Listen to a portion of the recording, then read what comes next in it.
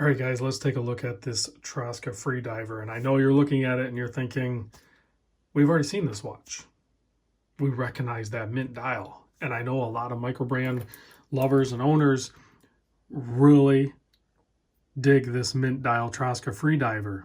Well, this is the third generation. This is, we're going to call it the Mark III, right?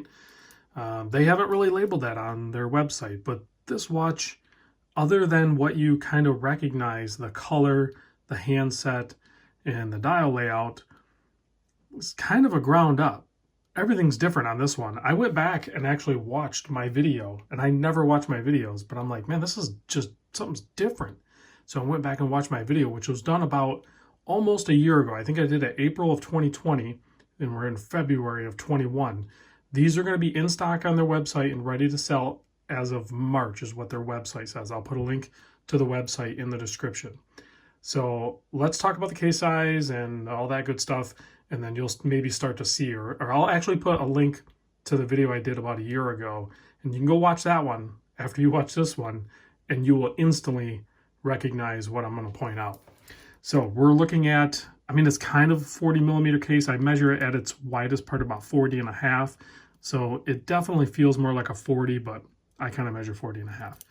48 lug to lug, 12 millimeter thick, but that's including that boxed domed sapphire crystal. If we measure that thing without, if we try to measure it without the sapphire, it's like 11, just under 11 millimeter. So it is definitely thinner.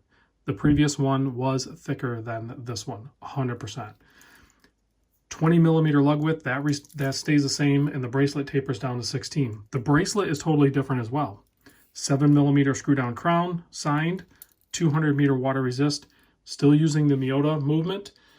Should be a 9039 or 9019 is what their website says. Okay, we covered the standard stuff. Now let's look at what is different. Well, I did mention the bracelet's different. It's thinner and fits the weight and construction of the watch case a little bit better. The other one was a really good bracelet, but it was maybe a little on the thick side. This one's thinned up a bit. They also went with a different clasp. Still has 4 micro adjust and double pushers, but it doesn't have the fold over keeper the previous generation has. I kind of like this style watch.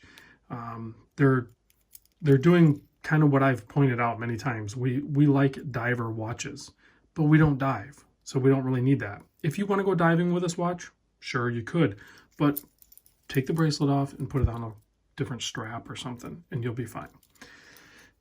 I doubt anyone's going diving with these. 120 click bezel. This one has the stainless steel bezel insert. Price on this one's going to be $575. If you want the ceramic bezel insert, it's $25 more. Jumps to $600. I kind of dig the stainless steel. You guys know I like, well, you got the monster in the background. You know I like the all steel look. I've owned the mint dial one with the black ceramic, and I really like that one too. But this one, absolute home run. So bezel action is perfect. I'm not kidding. It's perfect. 7 millimeter crown, we already talked about that. But what I want to focus on now, this does have that anti-scratch coating on it, just like the previous models. Most of the case is brushed. You have that polished relief line there.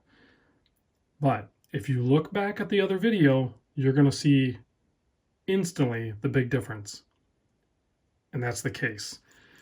Gone are the deep defined case lines that were on it. This is a full, smooth, bellied out case. It is very, very smooth and sleek. It's it just flows better. I liked the other case. I don't have a problem with the other case, but this one just feels a little more grown up. It just feels clean. You have a nice coin edge on the bezel and on the crown. And then that dial, that color. There's 3 different colors, right? There's like a dove gray, there's this mint, and then there's a black. And then you can do different, you know, you can do the stainless bezel insert or you can do the ceramic. But this mint dial is the one to go for, in my opinion. Also, a change on the dial. The previous one, where this one says automatic, The previous one said Freediver. So now it's just Traska logo with their cool little, I don't know what that is, branding, and then automatic 200 meter, 660 feet. Another big change, not really talked about, is the previous model had a chapter ring, meaning that it had a chapter ring that sat on top of the dial. This one now has a Wristshot, so it's just a metal ring on the inside there. It gives, in my opinion, I like it more because it gives the dial the attention that it needed. These color and the way these indices and handset are blacked out, it didn't need that chapter ring. So he went ahead and printed on the chapter right on the dial. So I'm digging that. And everything lines up perfect. Caseback is different too. I can't remember what was on the other Caseback, but this one's like a little more sterile. You can see all the X's. This is still the prototype, but I think it's like 99%. I don't think you're going to see any changes. At least he didn't say anything about changes. Just a beautiful watch. BGW9 lume, and it should have a nice healthy application of lume on it as well. If you're wondering what I'm wearing, it is this, and I'm not even going to talk about this. We'll do a video on that very soon, but that's what I was wearing. Let's pop this Freediver on wrist. And there it is on my 7¼ inch wrist. Just a wonderful watch, guys.